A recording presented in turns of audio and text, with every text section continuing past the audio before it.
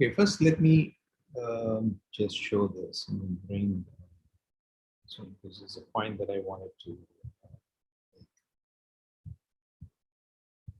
So what is shown here, you've already seen CDCL. We went through this, okay? So this CDCL is a decision procedure. It's called a decision procedure. So we'll be talking about, so SMT solvers are, SMT solver itself is a decision procedure for, fragments of SMT logic, which itself is built using decision procedures for various theories and DPLL. So what is shown here, CDCL, is a decision procedure for propositional logic. A decision procedure is something which decides the satisfiability problem, satisfiability, unsatisfiability, and validity problem for some fragment of a logic. Okay, so CDCL is a decision in that sense. We call it a decision procedure for propositional logic. So when we there are two important aspects of a decision procedure that you should be aware of. You want a decision, there's a soundness property and completeness. Okay, those are two very important. Any decision procedure, you definitely want it to be sound. It will be desirable to have it complete as well, but even incomplete versions are useful in practice. So I want to define these two notions and make sure that you understand it. So a decision procedure is said to be sound if every conclusion derived by the decision procedure, that's every formula that it says correct, okay? That is either satisfiable, unsatisfiable, or valid, then conclusion derived, every conclusion is true. So that is soundness. Usually this is shown, approved by showing that since the decision procedure is described as an algorithm. So if the algorithm, whenever it terminates with a conclusion, the derived conclusion is correct. Okay, that's how you show. You pose the problem and you prove it. Completeness is the aspect which says that every satisfiable or unsatisfiable formula in the logic that the decision procedure is meant to solve formulas from, then every satisfiable formula can be proven to be satisfiable or unsatisfiable. That is when you say a decision procedure is complete. And this is usually shown by saying that it always terminates for every formula in logic. And when it terminates, conclusion, it always gives a conclusion. Okay, put together, when soundness is expressed this way, completeness is said, okay, it always terminates with some conclusion for every formula that the decision procedure, every formula in the logic or fragment of the logic for which we expect the decision procedure to work for. Okay, so that's how. Now, let's apply that for a moment to this CDCL procedure. Okay. Now I know it does. Why is it sound? Okay, so saying, showing that it is sound. Of course, it does lots of lots of things. But basically, what it does is it makes decision on these literals, and after that, it whatever result it does BCP, and the BCP is what it gives you. Whenever it terminates, as you know, that it terminates after BCP. So whenever you could reduce the soundness proof into pretty much showing that BCP, whatever the BCP does, is sound. Okay, so what does a BCP entail? In our case, to see that, so let me go to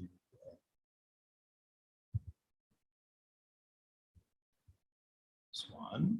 As we saw, that BCP itself is repeated application of these resolution, right? So in other words, you can pretty much reduce proving that, so all it does is you make a whole sequence of decisions on these literals that you add to your original formula, and then you run BCP on it. Pretty much that's what you do in this procedure.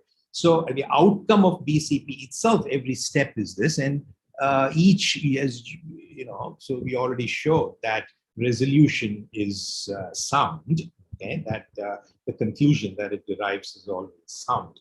Okay, so repeated applications, since BCP is just repeated application of this thing.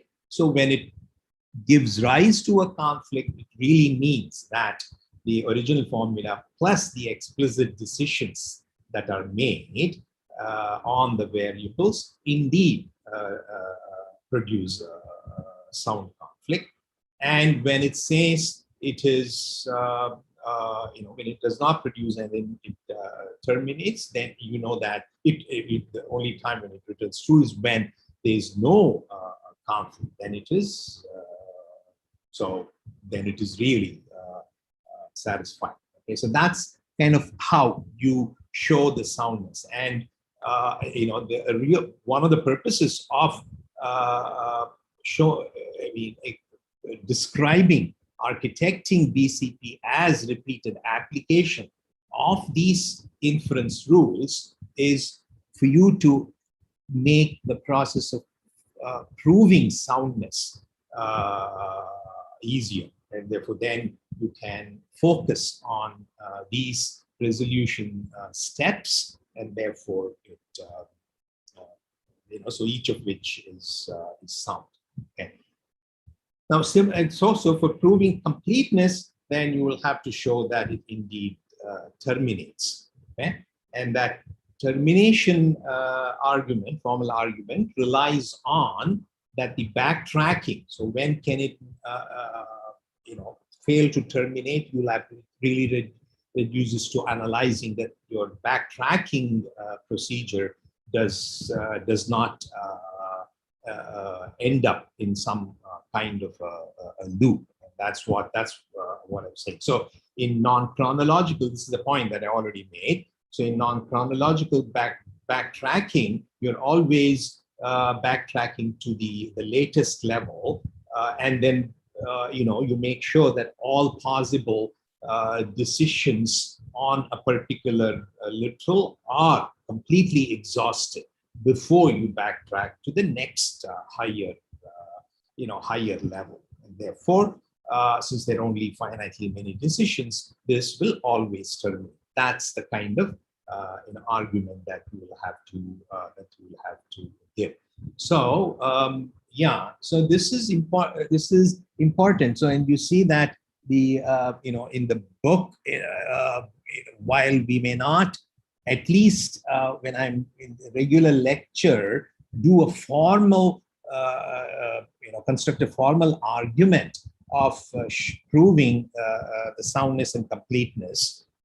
but it is, I encourage and I want you to keep these things in mind and ask those questions. And maybe if we have the time, we will revisit that and then go through some formal arguments for one or two algorithms that we discuss.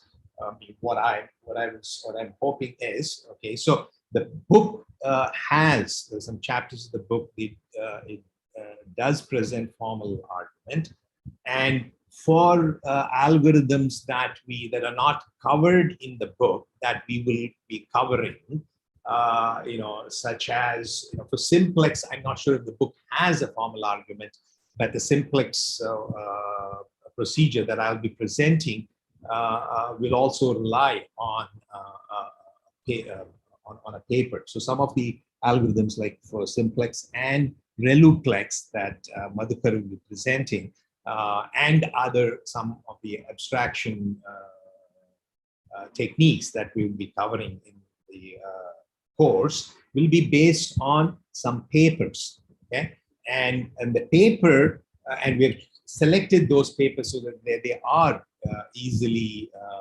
readable, reasonably easily. So we may, and those papers do have formal arguments of proofs of completeness and soundness. So what I'm thinking of doing is, remember that I had indicated that we may want you to make a presentation as part of the requirement for class participation. So as part of that, and that may involve presenting some, making one presentation on some aspect of your project work, as well as we may select, one or two topics where you may, so to encourage you to read these papers and formal arguments of proof of correctness, that we might decide to have you read that and make a small presentation. Okay, so in any case, so we may revisit that in that context. But the takeaway, the point that I want to make is, every time you is there a new chat? You mean the presentation? Yeah, you could work on the presentation together. I don't mind. Okay.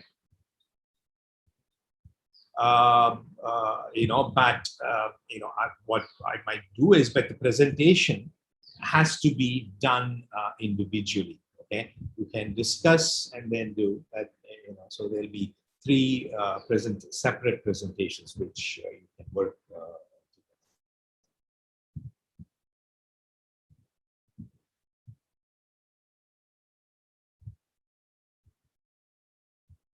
So let me go back to DPLL-T.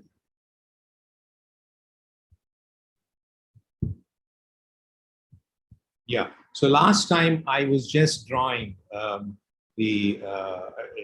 your attention to the difference, between what happens in online DPLL-T. We discussed offline DPLL-T, where there was DPLL, which was really CDCL, and then which consulted theory solvers as a black box.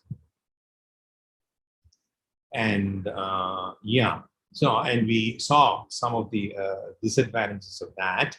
And so I made a point that it would be more useful to integrate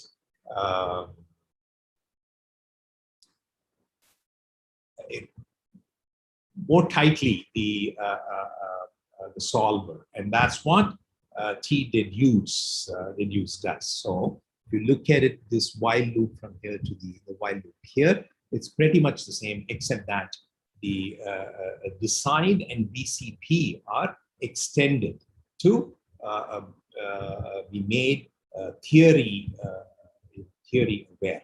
Okay, and but the whole process, in addition to the pre-processing step, which we will ignore for now. You start with the Boolean abstraction of the SMT formula and empty set of assignments, and then you make decisions on the prepositional variables that you have introduced. After that, you do T deduce, and that does several things. It consults the solver. Of course, it does BCP on the prepositional formula, the prepositional abstraction of the formula to derive a partial assignment, and then consults the theory solver to see if that partial assignment preserves the theory semantics. If not, then it produces theory, new kind of conflict, theory conflict, so that you can do, you can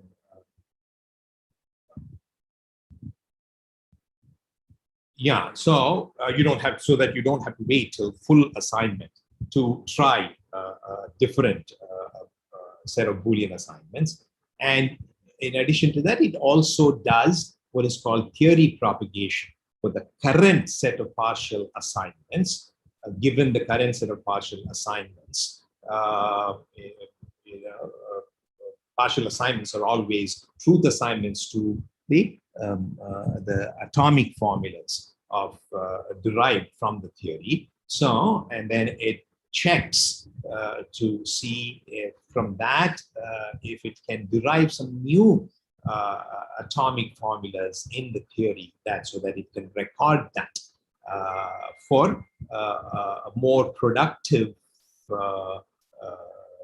BCP from then onwards. So with that thing, let me go to an example first, okay? So that there's a lot of words that I've spoken. So hopefully some of those things will become clearer here, and then you can ask, and then we'll go back to the actual procedure, and then you can ask questions. Okay. So here's a set of conjunction of a set of formulas. I mean, it's in CNF form. So an SMT formula, which now is drawn from linear theory of arithmetic, okay? Linear real arithmetic. Okay? So you will see that the formulas, so it's a conjunction of these formulas. Some of them are, I mean, it's in CNF form. So each of them is a clause, okay, that has some Boolean propositional variables, okay, like A1, A2, A3, and so on. And the others are atomic formulas belonging to the linear theory of arithmetic. Okay? So these are linear theory of arithmetic inequalities. So as you can see, so these are the atomic formulas. So the first step, as I said, was to replace every a theory atom from with a new propositional variables, and that's what is shown in blue here. Okay, so this one is replaced by B1, so it's not B1, B2, and so on. So once that is done, so you will do, so that you what happened. So you did this step, okay? So T to B is what you did, and now you have to make a decision and then do T deduce, and that's what I will show here.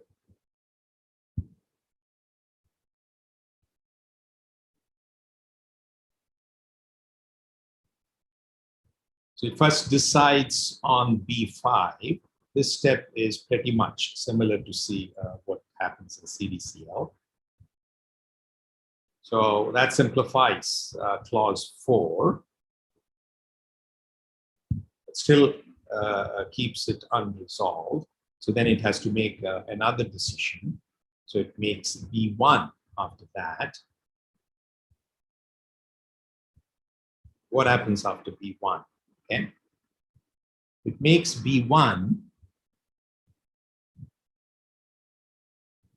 I mean, normally if it was BCP, then it would make this a unit and further propagate that.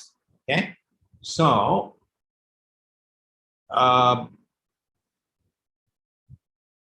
yeah, I guess that's what happens here. But one step that happens is, so normally it would propagate that, but these are two decisions that you're made on theory literals. Okay, so even before it can propagate, I'm illustrating what happens inside T deduce. There is early pruning and propagation.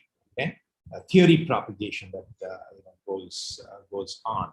Okay, so that's what is happening here.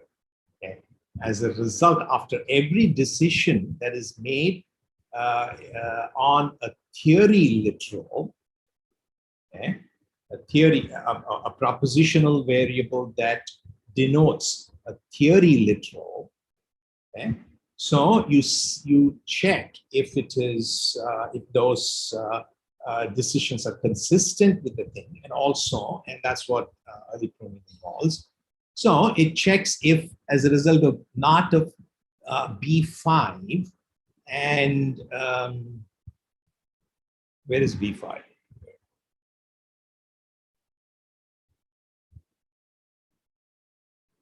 Not of B5 denotes this one, okay? And B1, if that itself is consistent, and B1 is this one,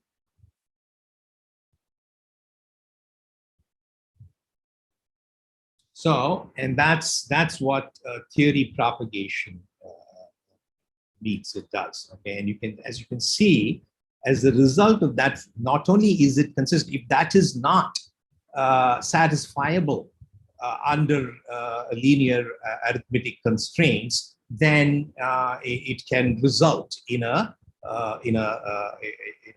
theory conflict. Okay, so here it is satisfiable. Okay, therefore that partial assignment is just fine. Okay, but in addition to that, it does what is called theory propagation. It checks if, as a consequence of that, if that partial assignment, if you can conclude some other theory literal, if you can conclude some truth value, some truth value for another theory literal follows as a consequence. And in this case, it turns out that not of B5 and not of B1 implies not of B3. Okay, and that's what is shown here. Okay, so that I've shown here. So that is not of B1 is 2x2 minus x3 is less than or equal, that it denotes less than or equal to 2. And not of by is 3x1 minus x3 is greater than 6. Okay, that's the negation of this. And you see, so B3 is this. Okay, and if you plug in, and you can see that indeed B3, B3 can't be true. So not of B3 is, you can deduce it. Okay, so therefore it deduces not of B3 via theory propagation. Okay, first thing is checking if not of B5 and not of B1 is consistent. That is a yes. Okay, in addition to doing that is inconsistent, you already get something like a theory conflict. In this case, there's no theory conflict, but it also does theory propagation. And as a result of that theory propagation, so it concludes that B3 cannot be true. As a matter of fact, not of B3 follows as a a consequence. Okay, and that is, it is done using,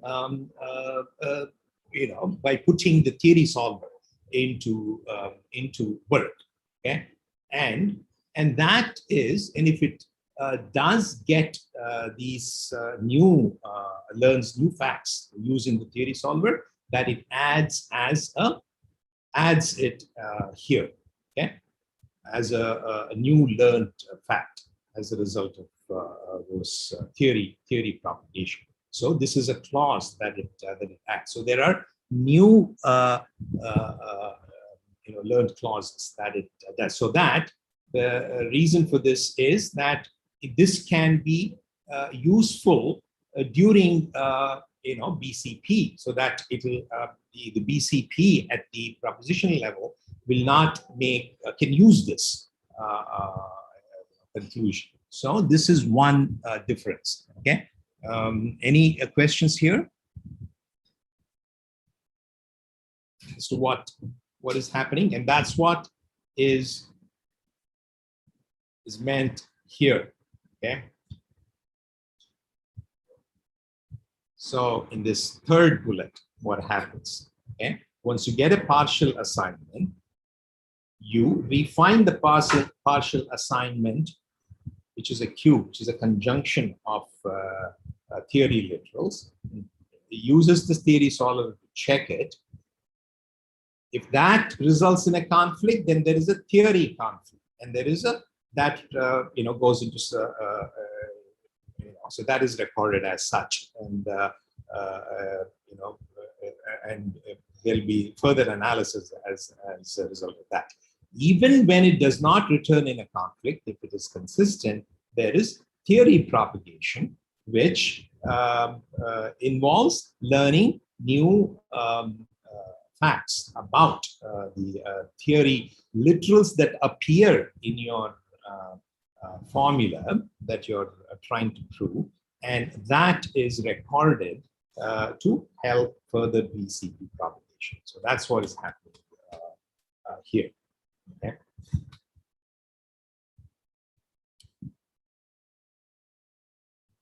So this is added. Okay. Yeah, I want to make sure that you understand this this step. Okay, which is a new step, which is part of TDED use and an enhancement over BCP. Any questions here? If you have any doubts, you have to ask me if I haven't explained it properly.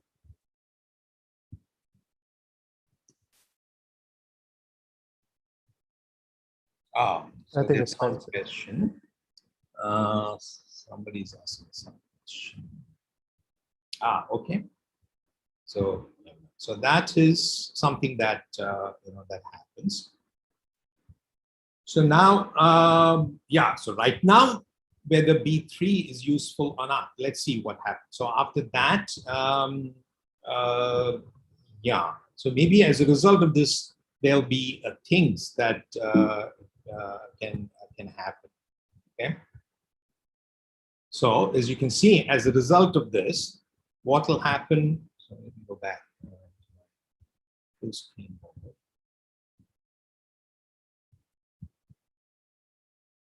So as a result of this newly learned theory fact, so this reduces to a unit, and that is propagated here, here. Okay. So A1 becomes literal. A unit becomes unit.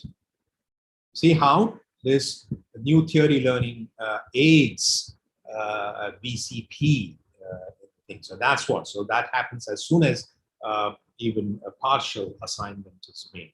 Okay. So then, and this also, B3. Where else is B3? In C3, this becomes 0. So A2 becomes unit. All this as a consequence of the theory literal that you have learned. Okay. So then that triggers further BCP simplification in C2. So A2 is 1, therefore this becomes 0. So B2 becomes unit.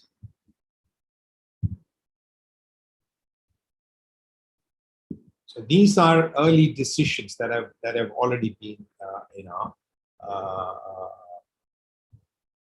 yeah. After that, what happens after B2? After B2, nothing simplifies, correct? Yeah. After B2, whereas B2 doesn't appear anywhere else. Therefore, you'll have to make some explicit decisions, okay, on the Boolean thing. So you do B6 and B8, okay, and of course you could. I mean, you would every time you make new decisions on theory literals, you would consult the theory solver to see that it is consistent. So, but here there's no inconsistency arising out of things. So, so but here there is a conflict. Okay, this is this conflict also arises, I believe, out of sending it to theory after B8, when the decision to B8 is made, not of B5 and B8 is not consistent with the theory. Okay, why? Because you have, let's go back to the thing. So this is done with the theory solver. See, if the B5 and B8, what is the thing? So you have not of B5 and B8. And I think, with B5 and B5 is, what is B5 here? B5 stands for 3x1 minus x3, okay, correct?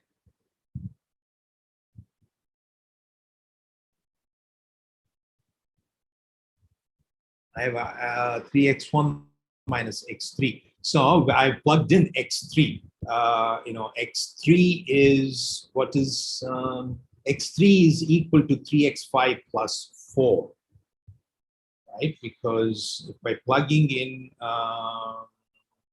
why is 3x3?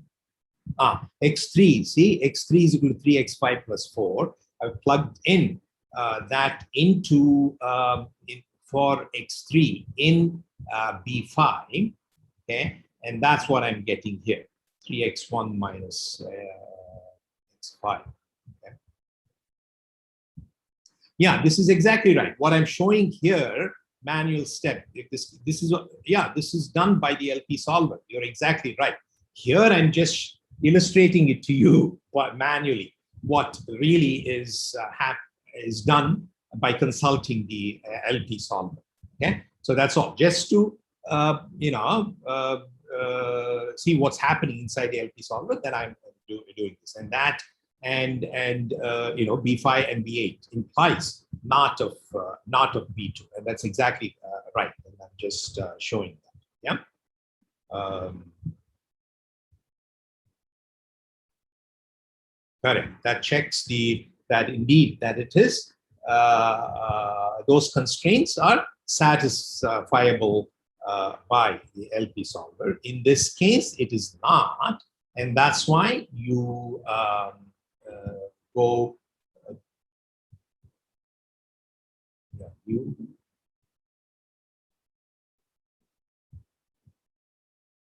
Yeah, it's a new chat, new question, or.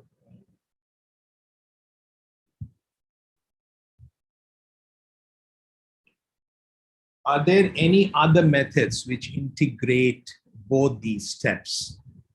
I mean, what do you mean? Are they? You can either, yeah. I mean, this is like a standard way of most, I mean, all SMT solvers do this, okay? So what we can, I mean, I can't see, there might be variations, okay? Variations, but basically you will have to consult a theory solver, okay? So this is also, yeah, so how can a theory solver is a decision procedure for that theory. So what's a decision procedure? You know, which says if it is satisfiable or not satisfiable, any decision procedure. When it is satisfiable, it gives a satisfying instance, okay? So, and these are the requirements. In addition to that, we are also putting an additional requirement, okay, that it can also derive certain explanations when it, when it says it is satisfiable. And this is one such explanation, okay? So where, this is very much the way that you can imagine that you can integrate. There could be variations in the extent to which, how often you consult it. See, for example, in the offline approach was one extreme thing where you consulted a theory solver only at the end, at the fag end of a complete assignment to the Boolean abstraction. All the theory, after all truth assignments were made to the theory literals. Here, you are consulting it as and when, incrementally, as and when you make. That itself is a thing. So this is an online, okay? Now, I think, but your question of how tightly you integrate, there can be variations, okay? So since the job of an SMT solver is to have a superstructure, to have plug and play kind of a thing, it has to make a decision on the interface that it uses to the theory solvers, okay? Because that's how the DPLL-T implementation architecture is designed, okay? Therefore, there are some variations that you can use, and that and one of the variations is in the integration is how frequently you consult the theory solver, okay? How often you do it. Here, the online version that I'm illustrating does it after every partial assignment, okay? Every time you add a new, make a decision on the theory literal, you are consulting. Of course, you could change, you could vary that, okay? How often you do that consultation and how often you choose to do the theory propagation, okay? So those things, how often you do that, that could be a variation in the level of integration that you can do. But as far as the API, how you query the theory solver, this is pretty much is standardized, okay? And there you query it, given a partial set of assignments, a queue of decisions on your theory literals. First thing you use the theory solver is to check if that is satisfiable. If it is not satisfiable as it is, or it's unsatisfiable, and there is a conflict, then that is something that it reports back to the DPLL level. The other thing is you can use it to deduce whether other theory literals that appear in your original formula here, B1 through B8, follow as a consequence, okay, of the current partial assignments. That is another kind of query that you do. There is another analysis that you can also do. This is when it is satisfiable, then you deduce other literals. When something is unsatisfiable, also the theory solver can be consulted to give an explanation as to why if there is a subset of this set of the theory assignments that you're sending to the theory solver, which is a smaller subset of that itself is inconsistent. But of course, if you're doing it incrementally like this, then you already have the smallest subset. Okay? So there are explanations that you can get. There could be some theory solvers can be a little bit smarter in providing those explanations, and those explanations are the ones that result in these kinds of clauses, learned clauses, theory clauses that you add of the kind that I showed here.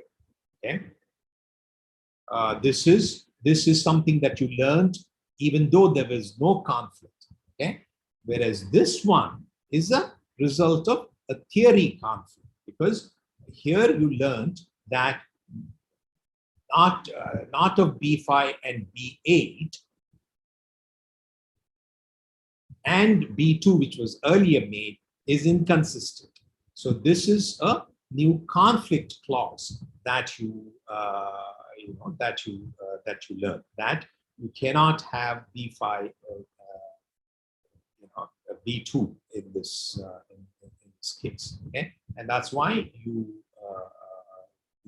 do this. Yeah, and therefore you add. So this is a theory conflict, and as a result of theory conflict, what you just like you did, you analyze this implication graph and come up with the conflict clause. This is a conflict clause, whereas number 8, C8, is not a conflict clause, but it is a theory propagated. So here, this one is a conflict clause to prevent this one. And the reason I distinguish between this conflict clause and regular conflict clause that you get out of purely propositional variables. If there are conflicts due to A1A and things and so on, that is due to only propositional, for which there's only propositional explanation. They are standard Boolean conflict clauses, propositional conflict clauses, like the ones that you were getting early on. Whereas here, as you can see, all these things in this case involve only all theory literals, and this one is a theory conflict. And sometimes you can have a mixed. Your conflict clause can have mixed variables, some of which are theory literals, some of which are propositional literals as well. Okay. This is a mixed Boolean theory, the first UIP. Okay. So here the first UIP happens to be just the green ones. Okay. So in this analysis, it's done with the implication graph, much like in the earlier case. Okay. Yeah, the one distinction is you can also have, yeah, so here the UIP is B2, and therefore the conflict clause, as per your first UIP in the conflicts clause, adds this thing. Okay, there is one slight tweak. In addition to doing that, if indeed you are, here there is a decision containing just the decision literals also. Okay, so so here we have chosen not only to add this, but also add the another conflict clause which has B1 as B5. Yeah, expressed in terms of the explicit decisions that are made. Okay, so you can always do this. You can add multiple conflict clauses, and that's done. So after that, then what happens? Now, since you've added this also, so you go back to you backtrack. You do non-chronological backtracking, which is to the earliest level, other than the latest level, other than among all the literals in your conflict clause other than the current thing, and therefore, and that is level 4, and I guess that is what is done. No, whatever.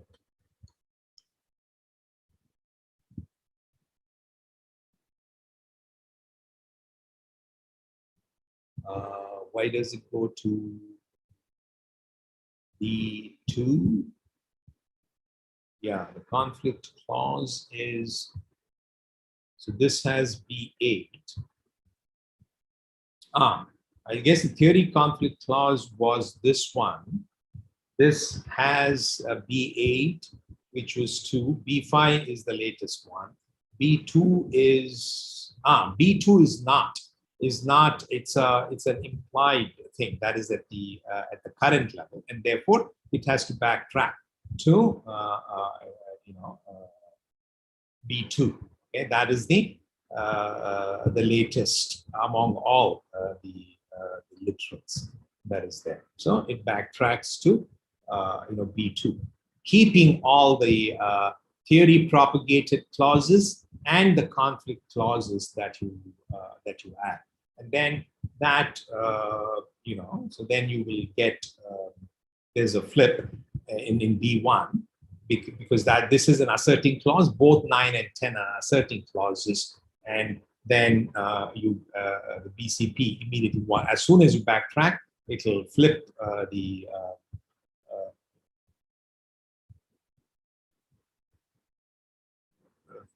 literal, and then you continue. Okay, so that's how you do things. Okay, and then you will continue with this with further BCP and propagating thing until you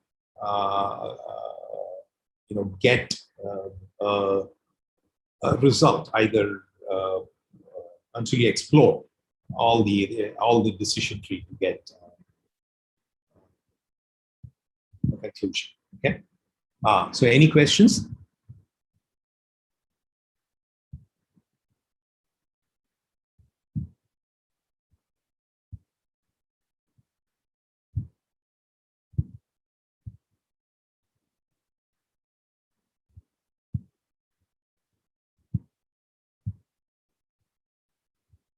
Okay.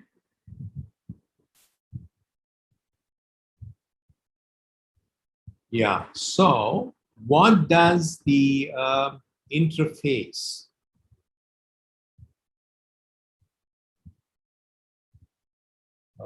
looks like? Okay. We get to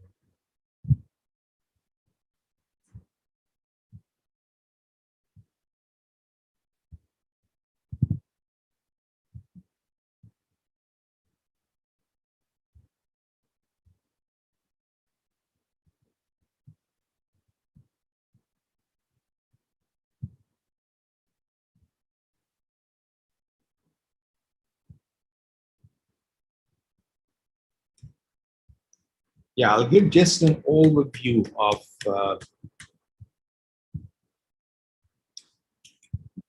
simplex, just a few slides, and then I'll stop. So linear arithmetic, the signature for the linear arithmetic is the following. These so formula can be any. Yeah, so the linear arithmetic as the fragment that an LP solver can handle is the conjunctive fragment. That's why you only have conjunction of formulas using the formulas, or starting with atomic formulas. And you can, the atomic formulas are some relational operator applied to some term, arithmetic term. The arithmetic term can be plus or minus, okay, involved in other arithmetic terms. And your atomic predicates are either strict inequalities or less than or equal to. and you can have constants also. So that is the signature that is important thing to observe is that these are LP formulas, in the sense they're only conjunctions of formulas. Okay. So simplex is okay. By the way, have you or all of your some of you seen simplex algorithm for deciding LP constraints, that is conjunction of linear arithmetic inequalities? Or would this be the first time that you will be looking at? Okay. Yes means you've already seen it. Yes, sir. Okay, so then in that case, I will concentrate. At least I can go through the things. In what course did you go through? Optimization course, is it? Yeah, sir. I took a linear optimization course, so it had it in. Okay, but I'm not sure if Harsh has gone through that. But anyway, he's not here. So I might, in that case, I think I can go through that a bit faster, at least the simplex part of it. But will you be able to although I won't be discussing the soundness and termination argument of simplex, did the optimization course talk about that as well?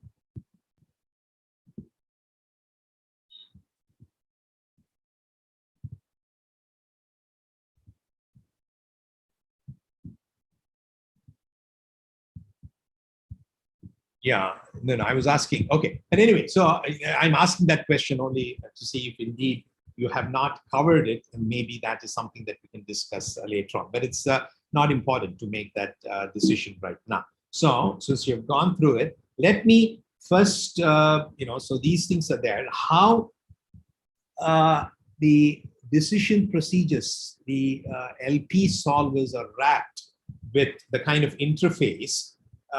As they are used, simplex procedures, as they are used inside SMT solvers, differ from the ones that are used for optimization purposes. So let me emphasize that, as well as the actual interface, which is like a standard interface that is not only works for LP, but for any theory solver, for it to be able to be plugged in to a generic DPLL-T superstructure that is used inside an SMT solver.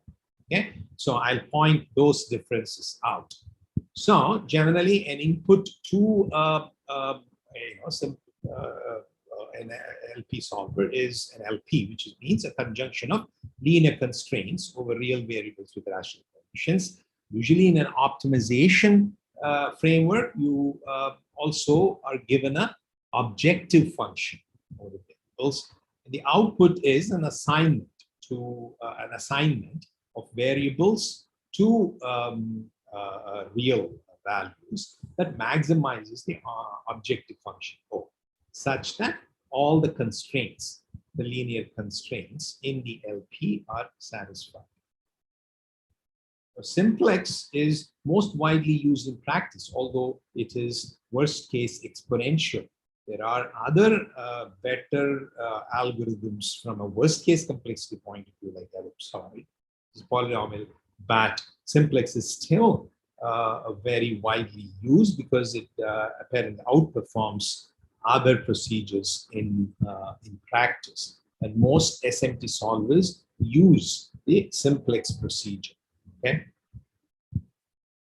So in the version of the simplex that are integrated with SMT, so they'll have to meet these special requirements for it to interface in a plug-and-play way with the DPLL-T algorithm that we just saw.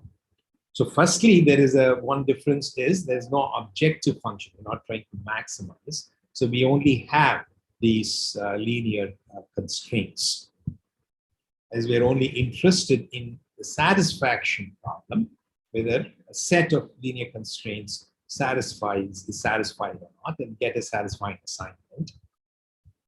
But another important requirement is that must be incremental. That is, the querying of the thing happens incrementally. That is, you start with a set of constraints, and then you keep adding more and more atomic literals to those constraints.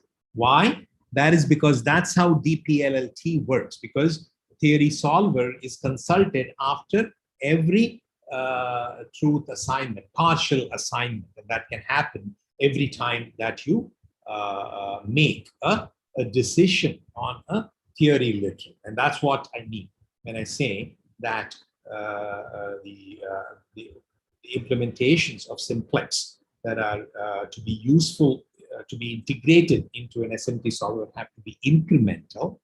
And it also has to provide explanations for, in the case of inconsistency or in the case of inconsistencies, things like, oh, why, what was the reason for the inconsistency, and more, and importantly, to perform theory propagation. Okay, so that is also important for us, since we want to learn as a result of the current thing, what are other atomic literals that get, or its negation, that get satisfied. Okay. This is something for simplex transformation, but that we'll go through maybe next time, just to refresh. So the SMT interface, okay, desired SMT interface. So yeah, this is kind of almost standard across SMT solvers in the way that the theory solver, in particular as LP solver, is consulted or is interfaced with. This is like a standard API. So you start with a set of atoms, universe of atoms. Okay, that is because you're trying to prove a formula, a proposition, an arbitrary propositional formula, okay, expressed in CNF. Okay, and these your universe of atoms is the atomic formulas that appear in your original formula. That's what gamma is.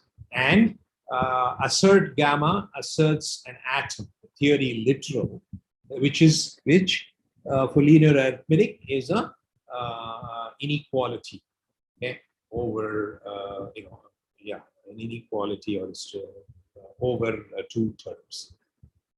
Okay, then it can either return SAT or unsat, and in the case of unsat, the explanation can be some subset of the current set of literals that you have asserted that makes the it unsat. Yeah, it unsat. It returns a minimal explanation of why that it became unsatisfying. A check checks whether alpha, a conjunction of all the asserted atoms that are so far asserted is consistent. Like I said before, yeah, that's what. So if it is unsat, it returns an explanation. What an explanation is, so if it's unsat, the explanation is a subset of your alpha that results in your for unsatisfiability. If sat, it creates a checkpoint, and then you backtrack, so that it has to implement backtrack, so that it can go to the last checkpoint on the stack. In additionally, it has to do this propagate. Okay. So after a check, if it is sat, that's when you actually use. If it is not unsat, that's when you use this propagate. So you could, when you say propagate, it has to return something, like, tau 1 implies gamma 1, etc. Tau 2 implies gamma 2. Like tau 1 is some subset of alpha of the current set of literals asserted, and gamma I is is atoms minus alpha.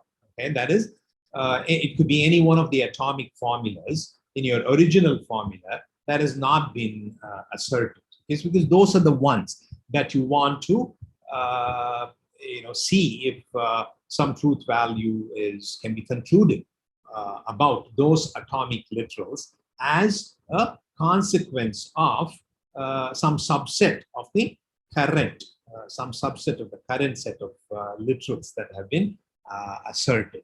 Okay, so this is then the standard API that is used, that is expected to be supported by any theory solver. Okay. Yeah, I think this is a good point, since I believe that I will stop after one hour. So I'll stop here. Okay, and I will, except for taking questions, and I think I will then start, since you know about simplex. I will present the simplex, these slides that I have, quickly, so that I can go a little bit faster than the thing. Assuming Hirsch also has gone through it, is familiar with it. Just so that we will be on the same page as far as notation and the way that the algorithm is described. Maybe it'll help for you to get a recap as well. So any questions so far?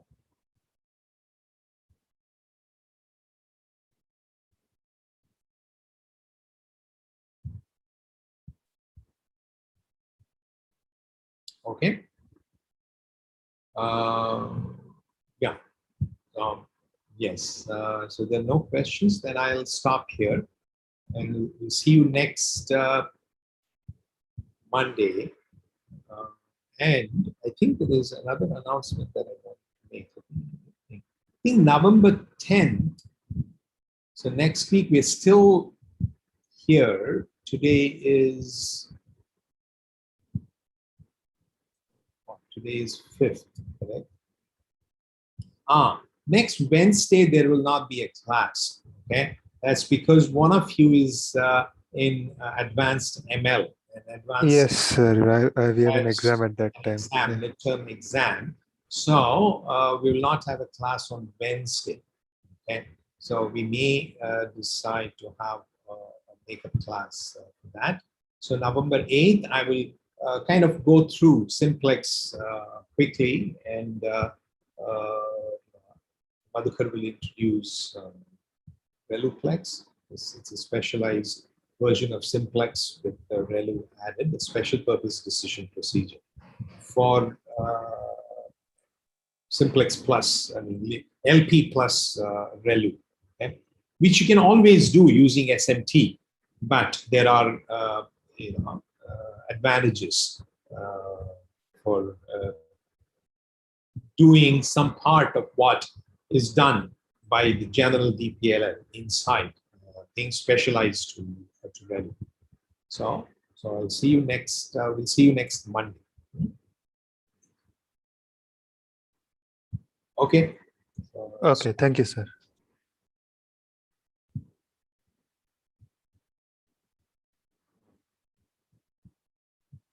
Okay. So Madhukar. Yeah. Yes, sir. We will meet again at noon. I'm going to keep this thing open, okay, so that I will continue to have the license, okay? Okay. So I want to take a break and then assemble again at noon, yeah? Okay, that's what we agreed to meet, no? Yeah. But since Diganta could not join this one, do you think he'll be able to join the next one, or should we call him? Or no, this is the same thing that I use for the regular class. Yeah, no, I'm just wondering that is he around and available in that I will check. Yeah, sure, sir. So you can leave this open. In fact, yeah. I will keep it open. Yeah. Actually, if you can check with him, that will help me, because I will. Yeah, I'll ping him certainly. Huh? Yeah, sure, sir. I'll do that. And please let me know. Okay. Yeah. About his Sure, sir. convenience. Yes. Yeah, sure, sir.